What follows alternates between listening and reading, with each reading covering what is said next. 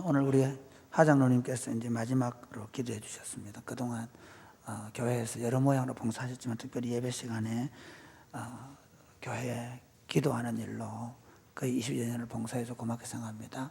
그 다음에 오늘 우리 찬양 준비를 아주 그 찬양이 참 하나님께 드려질 때 또 우리 안에 은혜가 있게 된 고맙게 생각합니다. 오늘 우리 주신 하나님의 말씀 누가복음 10장 25절부터 37절까지 말씀입니다. 누가복음 10장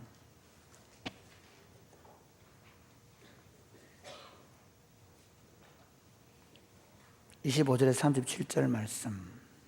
어떤 율법 교사가 일어나 예수를 시험하여 이르되 선생님, 내가 무엇을 하여야 영생을 얻으리까?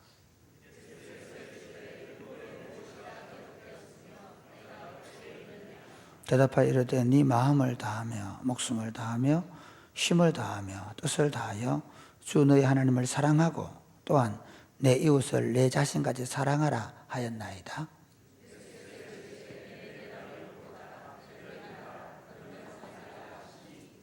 그 사람이 자기를 옳게 보이려고 예수께 여짜오되 그러면 내 이웃이 누구니까?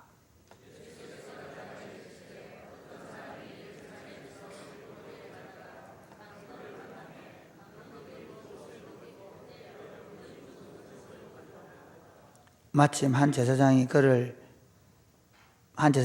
길로 내려가다가 그를 보고 피하여 지나가고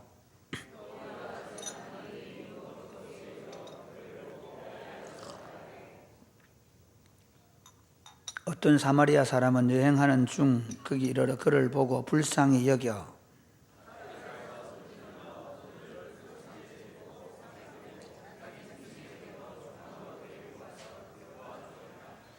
그 이튿날 그가 주막 주인에게 데나리온 2를 내어주며 이르되 이 사람을 돌보아 주라. 비용이 더 들면 내가 돌아올 때에 갚으리라 하였으니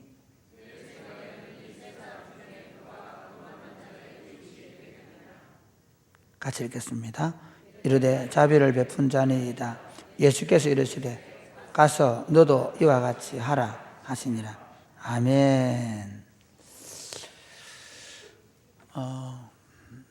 오늘날 그 한국의 보수의 교회들, 특별히 우리 고신교단을 중심으로 교리 교육에 대한 부음이 일어나고 있습니다.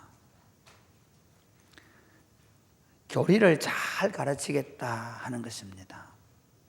그래서 교리에 대한 책들도 많이 나오고 또 제가 신대원에 공부하면 특강을 거의 다 성경 공부, 이번에 이사야서 공부를 했는데 이번에는 이사야 공부하면서 다음 세대 어떻게 세울 것인가 하는 게 주제였는데 몇 해 동안 교리 공부 어떻게 할 것인가 하는 게 주제였거든요. 왜냐하면 이 시대가 이단들이 많이 출현해가지고 기독교인들이 자신들이 믿고 있는 기독교의 진리가 무엇이 정확하게 모른다라는 생각 때문에 교리 공부에 대한 어떤 그런 붐이 일어나는 것이 아닌가 생각합니다. 저는 좋은 현상이라 생각합니다. 그래서 우리가 믿는 것이 정확하게 어떤 것인가를 아는 것은 참으로 중요합니다. 그런데 한 가지 걱정되는 일이 있습니다. 그것은 내가 기독교의 진리를 알고 있는 것이 마치 나의 구원을 보장해 줄 것처럼 생각하는 누를 범할까 싶어서 걱정되는 일이 있습니다. 이 점에 있어서 오늘 본문은 참 잘 이야기해 주고 있습니다. 오늘 본문은 한 율법 선생님이 예수님께 와서 선생님, 무엇을 하여야 영생을 얻을 수 있겠습니까? 라고 질문을 했습니다. 저는 참 예수님께 이런 질문을 한 것은 1차적으로 잘한 것이라고 봅니다. 왜냐하면 예수님 자체가 하나님께서 세상을 이처럼 사랑하사 독생자를 주셨으니 이는 저를 믿는 자마다 멸망치 않고 영생을 얻게 하려 하심이라고 하신 것처럼 예수님이 이 땅에 오신 것은 우리에게 영생을 선물로 주기 위해서 오셨기 때문입니다. 할렐루야. 여러분, 예수님이 우리에게 영생을 주는 분 줄 믿으십니까? 사실은 인간이 가지고 있는 근본적 한계는 죽음입니다. 뭐 그걸 이유를 어떻게 말하든 간에 모든 종교가 결국은 이 죽음의 문제를 해결해 보겠다라고 생각하고 거기에 여러 가지의 교리와 방법을 이야기합니다. 그런데 성경은 우리에게 예수 그리스도가 이 땅에 오신 이유가 우리를 심판하는 것이 아니라 영생을 얻게 하기 위해서 오셨다라고 말씀합니다. 그 영생을 주시는 분에게 이 율법 선생님이 와서 선생님, 우리가 무엇을 해야 영생을 얻겠습니까? 라고 묻는 것은 굉장히 잘한 질문입니다. 그러면 한번 물어보십시다. 이 사람은 무엇을 하여야 영생을 얻을 수 있는가에 대해서 몰랐을까요? 이 사람은 율법 선생님입니다. 그러면 그들이 가지고 있는 종교는 결국 영생에 관한 문제에 대한 해답을 가지고 있습니다. 그러면 그가 영생 얻는 법을 몰랐을까 하는 것입니다. 성경은 누가가 굉장히 아주 성경을 세밀하게 달고 있는데 이렇게 얘기합니다. 한 율법 선생님이 와서 예수를 시험하여 가로되, 시험한다는 겁니다. 그가 모르고 있는 게 아니라는 겁니다. 그가 알고 있으면서 오히려 예수를 테스트해 보는 겁니다. 이 사람이 진짜 율법을 좀 알고 있는가 보자는 겁니다. 참 이런 일들은 좀 많이 있습니다. 제가 재밌는 게 신학 대학 가면요 1학년 때 제일 질문이 많습니다. 4학년들은 별로 질문 안 합니다. 1학년 때 제일 질문 많이 합니다. 또 질문하는데 가만히 들어보면 그 친구들이 몰라서 묻는 게 아니라 알아서 묻는 경우가 많이 있습니다. 내가 이만큼 알고 있다는 것을 말하려고 가만히 들어보면 저 친구 모르고 하는 얘기 아닌데 그런 생각이 들 때가 있습니다. 이 랍비는 지금 예수님께 영생 얻는 것에 관한 지식을 몰라서 묻는 게 아닙니다. 그래서 예수님이 오히려 주도권을 빼앗기지 않고 주도권을 딱 가지고, 그러면 너는 율법에서 뭐라고 이야기하고 너는 그것을 어떻게 해석하느냐, 어떻게 읽느냐, 그 말은 너는 어떻게 해석하냐. 그 말은 이 사람이 정규적인 랍비 훈련을 받았기 때문에 율법에 대해 정통한 사람이기 때문에 분명히 성경에서 영생을 어떻게 얻는다는 것을 알고 있을 것이라는 사실을 예수님이 아시고 이 사람이 자기를 테스트하는지 아니까 굳이 예수님이 답을 해가지고 수세에 몰리려고 왜? 그 다음은 또 질문할 거거든요. 뻔하거든. 그러니까 어떻게 질문을 거꾸로 하십니다. 율법에는 무엇이라고 하고 너는 그것을 어떻게 읽느냐 이렇게 묻습니다. 그러니까 이 사람이 이 본문에 이렇게 돼, 어떤 율법생이 일어나, 그래 일어나 있거든요. 사람들이 다 앉아 있습니다. 딱 일어나 있습니다. 그러니까 어떻습니까? 드디어 자기가 탁월한 랍비라는 사실을, 또 자기가 율법에 정통하다는 사실을 이 사람들이 추종하고 있는 이 선생님 앞에서 말할 수 있는 기회가 온 거 아니겠습니까? 그러니까 딱 얘기하죠. 네 마음을 다하고 목숨을 다하며 힘을 다하며 뜻을 다하여 주 너 하나님을 사랑하고 또한 이와 같이 내 이웃을 내 몸과 같이 사랑하라 라고 말했습니다. 이렇게 얘기하는 거예요. 그때 이 율법 선생님 기분이 어떻겠을까요? 율법 선생의 기분이 굉장히 뿌듯했을 겁니다. 내가 얼마나 율법을 잘 알고 있는지 한번 보라는 듯이 말했을 겁니다. 예수님이 뭐라고 하면 네 대답이 옳다. 이것을 행해라. 이렇게 말합니다. 지금 예수님은 서서히 이 사람을 수세로 몰아가고 있습니다. 자기는 뭔가 어기양양하게 대답을 했는데 예수님의 그 다음 말이 그 사람을 전곡을 찌르면 너 그러면 그대로 살면 되겠네 그 말입니다. 그 말의 의미 속에는 그대로 살고 있다는 말입니까? 못 살고 있다는 말입니까? 예수님은 지금 이 사람의 전곡을 서서히 이 사람의 치부를 드러내고 있습니다. 오늘 저는 이 문제를 가지고 이 본문을 가지고 무엇을 하여야 영생을 얻을 수 있습니까? 라는 주제로 두 가지를 생각해 보려고 합니다. 무엇을 하여야 영생을 얻습니까? 간단합니다. 하나님을 사랑해야 합니다. 모르는 분 계십니까? 당연히 하나님 사랑해야지. 예수 믿는 사람들 다 하나님 사랑합니까? 물으면 다 아멘 하지요. 하나님 사랑하십니까? 대답이 조금 약한 거 보니까 좀 그런 모양인데요. 목사님 저러다가 뭔가 우리를 치려고 하는 게 뒤통수를 치겠지라는 생각을 가지고 계신데, 오늘 일부 예배 마치고 나니까 한 3달 동안 계속 예배당에 와서 맨 뒤에 앉아있던 분이 저를 만나고 갔습니다. 신학대학을 졸업하고 대학원을 졸업하고 목회를 준비하다가 이게 아니다 싶어가지고 직장생활 하면서 교인들을 삶을 배우고 교회를 좀 따라하면서 공부를 해야 되겠다 생각하고 왔는데, 어느 날 오니까 우리 교회 와서 보니까 이 교회만 와야 되겠다 생각하고 계속 설교를 들었다는 거예요. 그러면서 목사님 설교를 들으니까 참 자기 딴에는 정말 말씀을 바르게 전하는 것 같아서 자기가 이제 한번 배워보겠다 그래 왔더라고요. 그래서 알았다고 얘기했는데, 가만히 보세요. 하나님 사랑하라 라고 말할 때 우리는 너무 쉽게 답을 내려버립니다. 하나님 사랑 어떻게 하면 됩니까? 예배 잘 드리고 줄 잘 지키고 11조 잘하고 헌금 많이 하고 봉사 열심히 하고 그러면 됩니까? 안 됩니까? 그렇게 하라고 합니까? 안 합니까? 하죠. 안 하면 찔리죠. 수요일 예배도 잘 안 나오고, 우리 안 나오죠. 수요일 예배 다 안 나오죠. 네, 금요 기도 잘 안 나오고, 새벽 기도 교인 아니고 이러면 왠지 뭔가 잘 못할 일을 하는 것처럼 느껴지지 않습니까? 우리 하나님 사랑하라 하면 당연히 이렇게 얘기합니다. 예배 잘 드리고 열심히 기도하고 열심히 봉사하면 하나님 사랑하는 것이라고 생각합니다. 예, 그럴 수 있습니다. 그러나 물어보겠습니다. 돈이 많은 아버지, 유산 상속을 많이 해줄 아버지와 돈이 없는 부모님이 있다고 생각해 보십시오. 어느 자식이 자주 부모님께 전화를 할까요? 1번 돈이 많은 아버지, 2번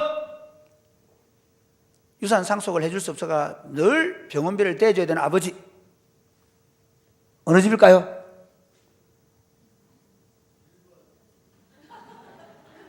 예, 이게 통계입니다.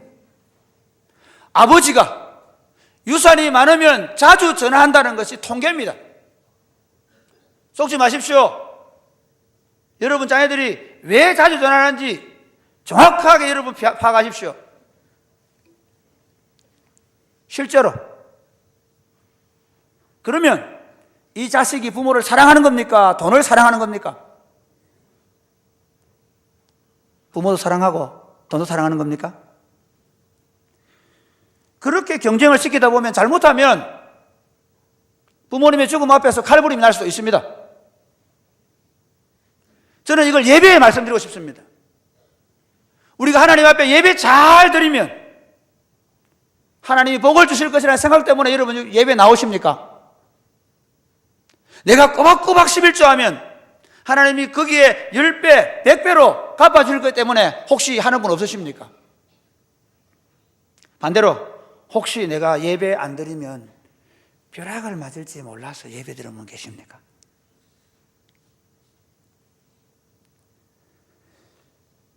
왜 예배에 나오십니까?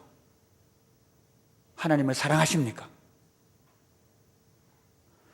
마음을 다하고 목숨을 다하고 힘을 다하고 뜻을 다해서 하나님 사랑하십니까? 그래서 예배하십니까?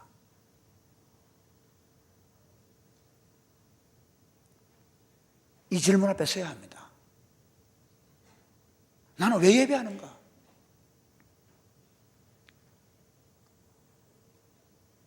이 랍비도 매 안식에 예배에 갔을 겁니다. 심지어 여러분, 이게 제가 이사야서를 이번에 공부하면서 진짜 놀란 게 뭔가 하면, 그 당시에 이 요아스가 그 예배당을 잘 재건축해가지고 리모델링 해가지고 굉장히 성전 예배가 번성할 때입니다. 이사야 시대가. 그런데 하나님이 그 예배를 그렇게 잘 드리는 이스라엘 백성을 향해 뭐라고 말씀하시는지 들어보십시오. 이사야서 1장 11절에서 보요. 11절 같이 시작.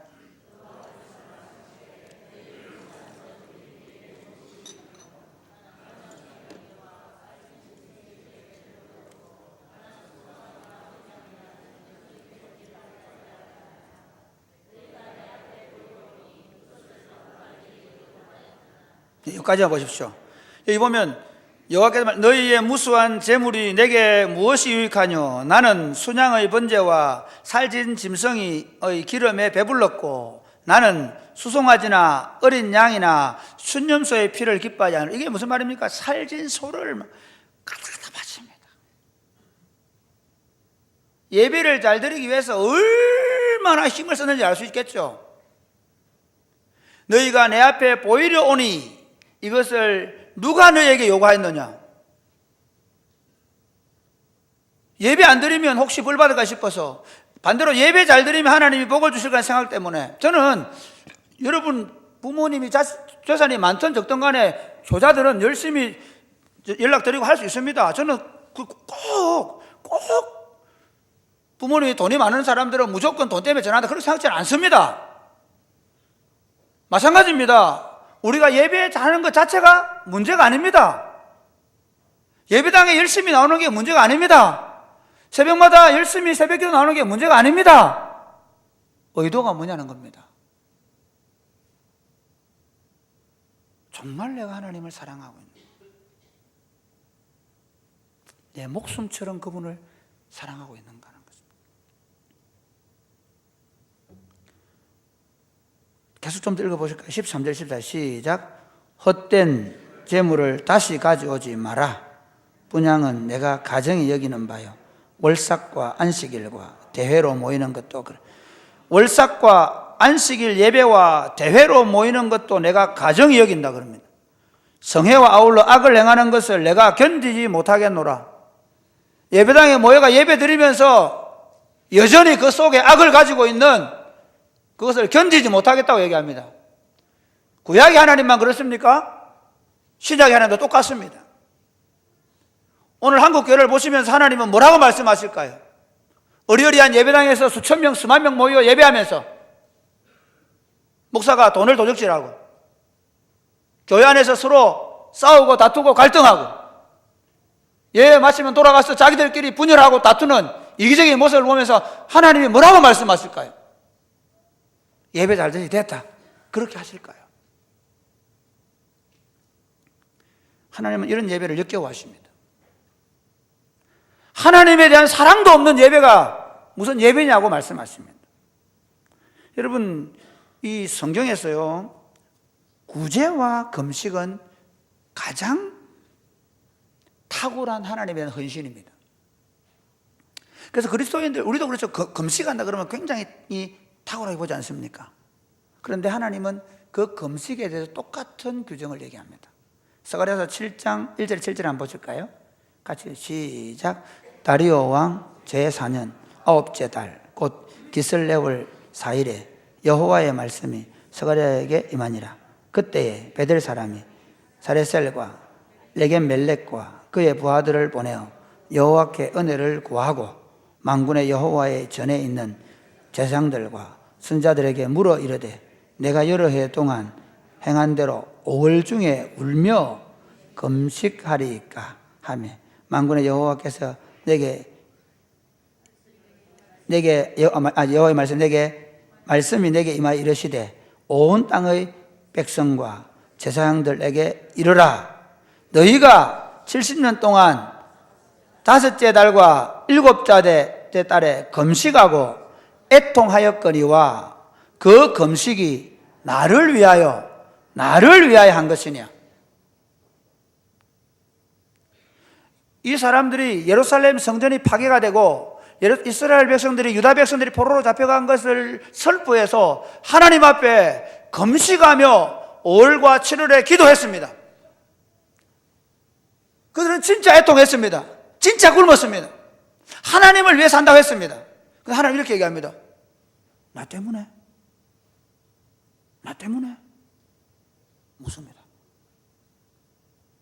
분명히 자기도 하나님 위해서 금식해서 그래서 이제 성전 지대가 놓여지고 성전이 지어지니까 이제는 성전 제사가 드려질 때 됐으니까 이제 우리 금식 안 해도 되겠습니까? 바벨론 포로에 돌아와서 또 바벨론 포로에서 이제 잡혀가서 돌아오고 성전이 재건되고 그러니까 이제 금식 풀어도 되겠습니까? 묻는데 하나님은 70년 동안 너희가 금식했다. 근데 그거 나를 위해 한 거냐?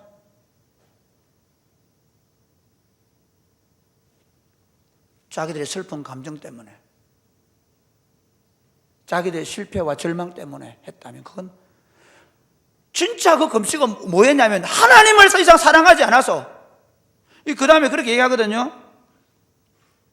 7절 말씀 한번 보시죠. 6절 7절 보시죠. 시작. 너희가 먹고 마실 때 그것은 너희를 위하여 먹고 너희를 위해 마시는 것이 아니야. 7절 시작. 예루살렘과 사면성읍의 백성들이 평온히 거주하며 남방과 평온의 사람이 거주할 때에 여호와가 옛 선지자를 통하여 외친 말씀이 있지 않으냐? 왜 이 말씀 하겠습니까? 금식을 해야 될 이유가 있다면 그들이 하나님 앞에 어떻게 언약을 파기했는지에 대하여 애통해야 하고 하나님께로 다시 마음을 돌이키기 위한 금식이라 해야 되는데 그냥 그 금식 자체인 겁니다. 슬픔을 표현하는 것 자체인 것입니다. 사랑하는 여러분, 예수 믿는 게 뭡니까? 예수를 믿는다는 게 뭘 얘기하는 겁니까? 예수를 믿는다는 것은 내가 예수님이 나를 십자가에 돌아가셔서 맞아. 예수님이 십자가에 죽어서 나도 죽어서 맞아. 그래서 나는 예수님을 구주로 믿고 주님을 믿어. 맞아. 그래서 난 하나님 자녀야. 맞아. 맞습니까? 틀린 얘기는 아닙니다. 그러나 그렇게 고백할 때 이게 있습니다. 내가 그리스도와 함께 십자가에 못 박혔나니 내 정과 탐심을 십자가에 못 박아야 합니다. 정말 여러분은 내 정욕과 탐심을 십자가에 못 박았습니까? 혹시 십자가 뒤에 숨겨놓고 있지 않습니까? 예배드리면서 여전히 내 정욕과 탐심을 십자가에 숨겨놓고 있지 않습니까? 목사가 교회를 목회하면서 자기의 야망과 자기의 탐심을 십자가에 숨겨놓고 성도들에게 거창하게 설교할 수 있습니다.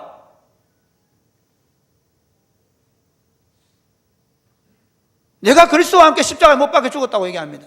누구든지 그리스도 안에 있으면 새로운 피조물이라 이전 것은 지나갔으니 보라 새 것이 되었도다.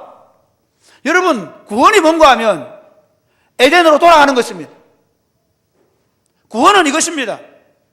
우리가 에덴에서 쫓겨날 때 하나님을 사랑하지 아니하고 나를 사랑하고 나를 하나님으로 삼고 내 배를 신으로 삼고 내 욕심대로 살던 인생이 예수 그리스도 안에서 이제는 내 정욕과 탐심을 다시 예수님과 함께 십자가에 못 박고 하나님만 사랑하기로 결정하고 돌아가는 것입니다. 할렐루야. 우리의 구원은 여기 있는 것입니다. 내가 예수를 믿는다고 생각하는 게 아니고 내가 예수님과 함께 내 정욕과 탐심을 십자가에 못 박았다라고 말할 수 있어요. 물론 살아나기도 합니다. 물론 나도 모르게 그 욕심이 내 안에서 서로 사투를 벌입니다. 그래서 하는 게 뭡니까? 기도입니다. 그래서 그것도 안 돼서 금식하는 겁니다. 금식도 변질될 수 있습니다. 제가 아는 두 분은 금식 때문에 돌아가셨습니다. 물론 금식하다 돌아가실 수도 있습니다. 금식하는 게 잘못은 아닙니다. 금식하다가 돌아가는 건 다 잘못된 건 아닙니다. 그러나 혹시 이럴 수 있다면 이찬수 목사님은 늘 자기 아버지가 돌아가서 마음 아파한다 합니다. 제가 들은 얘기입니다. 한국의 아주 유명한 목사님이죠. 목사님이 목회하는데 대구에서 목회하시는데 영역 없다고 교인들이 한 번 금식하고 왔는데 또 가라 해가지고 두 번째 금식하다 돌아가셨습니다.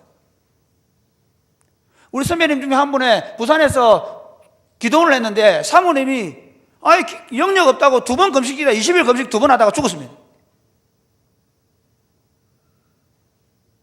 저는 영역이 더 세지기 위해서 금식하는 건 반대입니다. 그래서 내가 탁월한 목회자가 되고 더 능력을 발휘해가지고 뭔가 대단한 일을 이루겠다. 금식은 뭡니까? 흉악의 결박을 끊는 것입니다. 할렐루야. 내 안에 살아난 욕망을 더 이상 꺾지 못해서 그래서 내가 죄를 뒤집어 쓰고 금식하며 내 정욕과 탐심을 십자가에 못 박아야 하는데 오히려 이런 경우도 있습니다. 제가 아는 제 후배 중에 한 분은 연세가 많은 분인데 그분은 검식했더니 20명 교인이 40명이 됐습니다. 그래서 제 친구 목사 보고 야, 한 번만 더 하면 되겠다. 그래서 한 번만 더 했습니다. 그런데 40명이 한 명도 안 남았습니다. 교인수 불리기 위한 검식이 검식입니까? 근데 제가 얘기는 목사들 얘기하는 이유가 뭔지 아시겠죠? 아무리 거룩한 목적을 가지고 이야기해도 그 속에 정욕과 탐심이 들어가 있으면 하나님 기뻐하지 않습니다. 예수 믿는 이유가 분명해야 합니다. 영생을 누리는 길은 여러분 교회 나와 예배당 앉아있으면 영생 없습니까? 예배당 앉아있으면 마음이 평안하십니까? 마음에 기쁨이 있습니까? 천국이 있습니까? 그리고 나 구원받았다 말할 수 있습니까? 가끔씩 흔들릴 때는 있어요. 그러나 내 삶의 지향성이 계속 그쪽으로 가고 있으면 저는 천국을 보장 못 하겠습니다. 적어도. 왠지 아십니까? 예수님이 초대하신 것은 죽어서 가는 나라가 아니라 살아서 가는 나라입니다. 할렐루야. 예수님이 들어오게 하신 것은 여기입니다. 여기. 환경이 박하고 어렵고 힘들고 절망스러운 것이 있지만 그러나 하늘나라가 내게 임함으로 말미암아 내가 좀 가난한 집에 살고 있고 내가 물질적으로 좀 많이 가지고 있지 않다 할지라도 날마다 내 안에 하늘이 주는 기쁨과 평화를 누리며 천국을 누리며 살도록 여기에 부르시를 믿으시기를 바랍니다. 여기도 없는 천국이 어디 가서 있단 말입니까? 없습니다. 적어도 성경은 그렇게 말합니다. 여러분 매 예배 시간 모일 때마다 하늘나라의 기쁨을 누리십니까? 여러분 예배를 마치고 돌아가서 함께 교제하고 식사하면서 거기서 하늘나라를 누리십니까? 왜 그렇다고 생각하십니까? 하나님 외에 다른 것을 사랑하기 때문입니다. 예배의 핵심은 뭐냐면 하나님 앞에 서는 것입니다. 예배의 핵심은 예배당에 앉아 있는 것이 아닙니다. 예배의 핵심은 나의 전 인격을 다시 나도 모르게 세상 살다 보니까 친구도 보이고 저도 그러더라고요. 이번에 우리 동기들 월할 동기 모임을 하는데 이번에 동기교회에서 지난번에도 인천의 큰 교회에서 한 1,000몇백 모이는 교회에서 친구들 다 대접했어요. 막 호텔을 재우고. 이번에도 또 그렇게 하니까 목사님들이 몇 명이 오느냐? 우리 동기들이 부부가 85명이 온대 지금. 뭐 할 수 있으면 하면 좋죠. 그러면서 우리는 뭘 생각했습니까? 나도 한번 크게 해가지고 동기들한테 한번 막 대접하고 그런 마음이 뭐 크게 들지는 않지만 그럴 수도 있지 않겠어요? 그게 바른 마음입니까? 아니 할 수 있으면 하면 되지만 그러기 위해서 교회를 키운다면 그게 말이 되는 겁니까? 지금 너무 주객이 전도되어 있습니다. 정말 예수 믿는 게 무엇인가에 대한 깨달음이 너무 없습니다. 그냥 내가 교리를 줄줄줄 외우면 그 기독교의 진리를 내가 잘 알고 있으면 구원받을 것이다. 아닙니다. 그렇지 않습니다. 하나님을 사랑해야 됩니다. 이를 행하라라고 말합니다. 이렇게 살아라고 말합니다. 그러니까 이 문제는요, 목사가 되고 장로가 되고 교회 열심히 하고 문제가 아닙니다. 진짜 내 마음에 하나님을 사랑하는가 하는 문제입니다. 전심으로 그분을 사랑하는가 하는 것입니다. 예배당에 얼마나 열심히 나오는가의 문제가 아닙니다. 진짜 중요한 건 뭐냐면 내가 하나님을 사랑하는 그 마음이 내 삶 가운데 가정에 들어가서 직장에 들어갔어도 그대로 나타나고 있는가 하는 것입니다. 여러분 저는 한국 교회에 대해서 굉장히 심각한 문제 중에 하나가 뭐냐면요, 우리가 옛날에 어디 갔습니까? 새벽마다 모욕 제기하고 절에 올라가서 잘 살게 해주세요, 복 주세요, 우리 아들 우차든지 잘 되게 해주시고 좋은 데 가게 해주시고 빌었지 않습니까? 그런데 그걸 교회 와서 합니다. 새벽마다 기도합니다. 새벽마다 기도 제목은 똑같을 수 있습니다. 과연 그렇습니까? 그렇지 않습니다, 여러분. 로마서 12장 1절에 2절에 보면 우리를 구원하신 이유를 정확하게 말씀합니다. 왜냐하면 로마서 11장까지는 우리가 잘 아는 대로 어떻게 구원받는가의 문제고 12장부터 16절까지는 어떻게 살 것인가를 얘기하거든요. 그래서 어떻게 살 것인가의 대전제가 뭐냐면 이겁니다. 같이 한번 시작. 그러므로 형제들아, 내가 하나님의 모든 자비하심으로 너희를 권하노니 너희 몸 하나님이 기뻐하시는 거룩한 산 제물로 드리라. 이는 너희가 드릴 영적 예배니라. 너희는 이 세대를 본받지 말고 오직 마음을 새롭게 함으로 변화를 받아 하나님의 선하시고 기뻐하시고 온전하신 뜻이 무엇인가 분별하도록 하라. 우리 몸을 하나님이 기뻐하시는 산 제물로 드려버리는 겁니다. 여기서 막 희생. 내 전부를 그분을 위하여 드리는 겁니다. 예배를 드리든지 공부를 하든지 직장을 생활하든지 사업을 뭘 하든지 정말 이 시대를 본받지 말아라. 이 말은 뭐냐면 이 시대의 틀에 너를 맞추지 말고 이 시대 사람들의 사고의 틀에 너를 맞추지 말고 이 시대 사람들의 사고의 틀이 뭡니까? 좋은 옷 입는 겁니다. 좋은 차 타는 겁니다. 성공과 번영입니다. 여러분 어디 가든지 무슨 모임에 가든지 여러분 보이는 게 뭡니까? 오, 좋은 차 탔네. 오, 좋은 옷 입은. 여러분에게 보여주는 게 뭡니까? 이번에 가상화폐 때문에 와라 무너진 젊은이들이요. 젊은이들이 꿈꾸는 게 뭡니까? 하루아침에 부자 되는 겁니다. 성도들이 기도하는 제목이 뭡니까? 돈 좀 주세요 아닙니까? 뭐니 해도 머니가 최고입니다. 그럼 이렇게 얘기하죠. 그러면 하나님을 잘 섬기겠습니다 얘기합니다. 심지어 이렇게 얘기합니다. 내가 머니 주시면 주님을 위해 쓰겠습니다 얘기합니다. 머니를 달라는 거죠. 이 시대의 정신은요 성공과 번영입니다. 이건 누가 만들었습니까? 목사들이 만들었습니다. 특별히 그러니까 세상은 세상이지만 교회 안에서는 목사가 만들었습니다. 여러분 어떤 목사를 존경하십니까? 저는 아예 결심을 했습니다. 성도들에 대해서 진짜 아닌 건 아니라고 말하기로. 아이고 목사님 교인 수백 명 모아놓고 많은 짓입니까? 교회를 키워야지요. 더 많이 모여야지요. 이 시대 정신이 뭡니까? 더 큰 교회, 더 번영하는 목사, 더 번영하는 예배당을, 그래서 더 큰 예배당을 짓고 더 많은 사람들을 모아서 잘 될 것입니다. 믿으시면 아멘 하시기 바랍니다. 기도하면 될 줄로 믿으시기를 바랍니다 하면서 모아봅니다. 자, 이렇게 질문했습니다. 오늘 찾아온 그 친구가 이렇게 얘기했습니다. 우리는 부자를 만드는 종교가 아니라 우리는 영생을 주는 종교입니다. 그런데 만약에 목사들이 거짓말을 해서 부자를 만들어낼지 몰라도 만약에 그의 영생이 없다면 누가 책임져야 됩니까? 그렇지 않습니까? 진짜 우리 자신들이 이 시대의 틀을 봐야 됩니다. 이 시대의 틀은 성공하고 번영해라 그럽니다. 그런데 이렇게 얘기합니다. 너희는 이 시대를 본 삼지 말라면 이 시대의 틀에 들어가면 안 된다. 어째 보면 이 시대에 가난하게 살려고 몸부림치는 게 어떻게 보면 하나님의 뜻일 수 있습니다. 혹시 그렇게 살라고 내가 정말 최선을 다해서 열심히 주를 위해 사는데 그래 부자 되게 하시면 감사한 일이고요. 할렐루야. 너무 그랬나요? 진짜요. 내가 번영하려고 몸부림치지 않고 정말 주님을 위해 사는데도 주님께서 이 답입니다. 다윗을 어떻게 축복하십니까? 솔로몬 어떻게 축복하십니까? 부자는 죄가 아닙니다. 그러나 문제는 뭡니까? 의도의 문제입니다.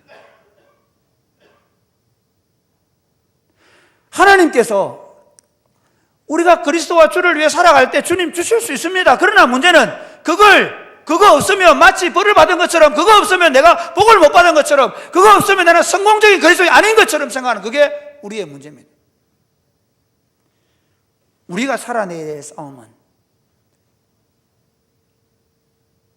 마음을 다하고 목숨을 다하고 힘을 다해서 주님만을 사랑하는 것입니다. 할렐루야. 아무 조건 없이 그가 나를 가난하게 한다 할지라도, 그가 내가 가진 모든 것을 앗아간다 할지라도 내가 주님을 사랑하는 것입니다. 그럴 준비가 되셨습니까? 그러면 영생이 여러분 것입니다. 가끔씩 흔들릴 수도 있습니다. 가끔씩 헷갈릴 때도 있습니다. 그럼에도 불구하고 정신 차리고 예배 드리고 나면, 그리고 나서 기도하고 나면, 그러고 나서 안 돼서, 그것도 안 돼서 금식하고 나면 내게 찾아오는 게 있습니다. 그래, 주님이면 전부야. 예수님이면 전부야. 그분을 위해서 살고 그분을 위해서 죽도록 나는 재창조함을 받았어. 할렐루야. 그래서 그분이 싫어하시면 난 안 해. 그분이 원하지 않는 일이면 난 안 해. 그게 우리 신앙입니다. 두 번째, 영생을 얻으려면 무엇을 해야 됩니까? 같이 해볼까요? 하나님을 사랑하는 것처럼 이웃을 레몬같이 사랑해야 합니다. 같은 건데 제가 지금 나눴습니다. 다르지 않습니다. 이렇게 묻습니다. 그렇게 하나님을 사랑하고 이웃을 사랑해야 됩니다. 그러니까 이웃을 행하라. 그러니까 이 사람이 뭐랍니까? 자기를 옳게 보이려고, 이 말은 자기를 의롭게 보이려고. 이 사람은 철저하게 자기 의를 드러내는 겁니다. 그래서 자기를 옳게 보이려고 내 이웃이 누굽니까? 라고 묻습니다. 이 사람 답 알아요? 몰라요? 답 압니다. 그러면 답 아는 거 또 한 번 더 드러내주면 더 이 사람 말씀을 듣지 못합니다. 이 교만을 깨뜨리는 방법이 뭐겠습니까? 네가 알고 있는 건 틀렸네 하는 것을 예수님이 말씀해 주는 겁니다. 예수님이 차곡차곡 말씀하십니다. 그래, 이웃 어떤 사람이 예루살렘에서 여리고로 내려가다 강도를 만났다. 강도를 만나 거의 죽게 됐다. 그런데 그 길을 참 제가 이번에 발견한 게 뭐냐 이겁니다. 제가 늘 성경을 읽을 때마다 올라갔다 생각했는데 오늘 본문을 보면서 눈이 뭐 씻던가 봐요. 보니까 예루살렘에서 내려오는 길에 제사장이 예루살렘 내려오고 있어요. 레위인은 그에 대해 언급하지 않지만 아마 같은 뉘앙스예요. 그 말의 의미는 뭘까? 보니까 여리고에 옛날에 다 그 제사장들 집들이 많이 그 레위들 집들이 그러니까 어떻게 하냐 예루살렘에서 제사 드리고 내려오는 길에 제사 잘 드리고 와요. 보니까 강도를 만났어요.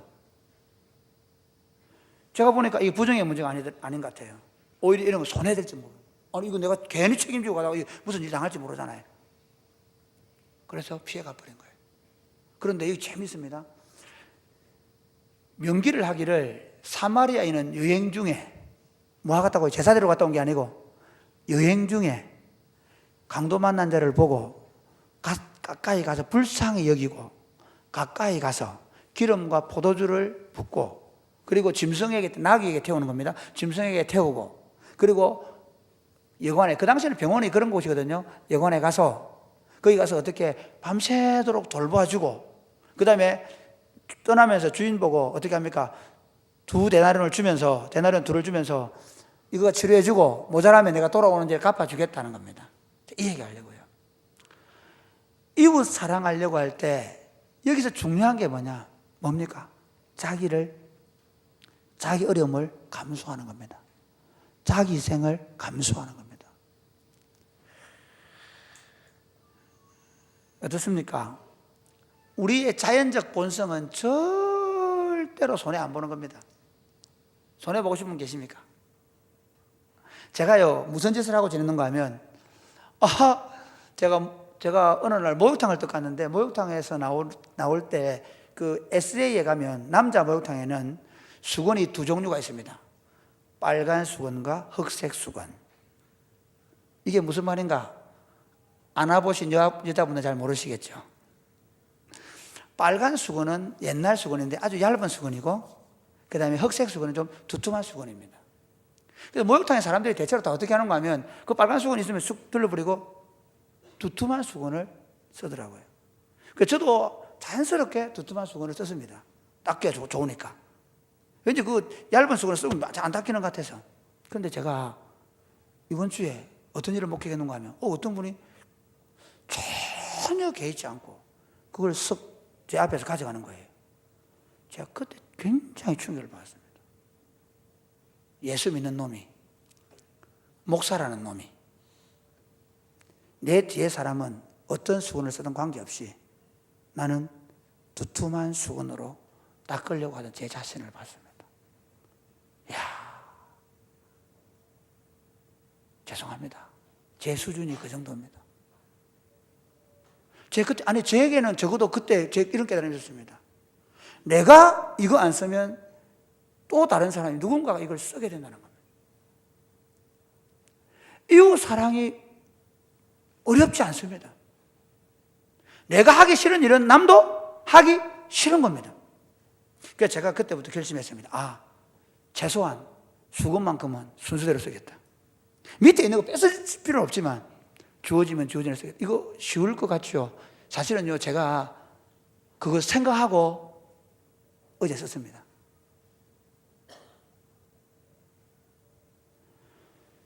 우리는요, 우리 심리 속에는, 죄인의 본성 속에는 조금도 손해 안 보려고 합니다. 그거 손해보면 난리 납니다. 난리 나. 교회에서든 밖에서든.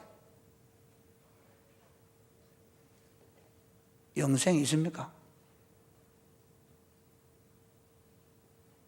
영생을 누리고 계세요?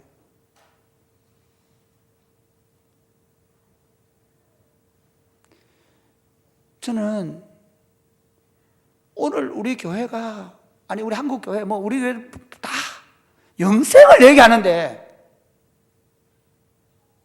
타인에 대해서는 조금도 배려하지 않아요. 철저하게 자기 중심적인 사고를 제가 가지고 있고 우리가 가지고 있을 가능성이 많습니다. 내한테 불리하면 거짓말해버립니다. 그리고 나에게 유리한 얘기만 해버립니다.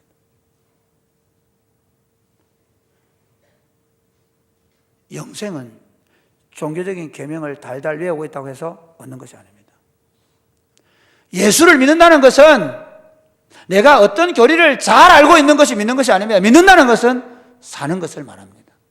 예수님은 참 이렇게 얘기합니다. 이 사람의 혀를 찌르는 거거든요. 그러면 누가 이 강도 만난 자의 이웃이 되겠느냐? 이 사람은 다 알고 있어야 됐죠.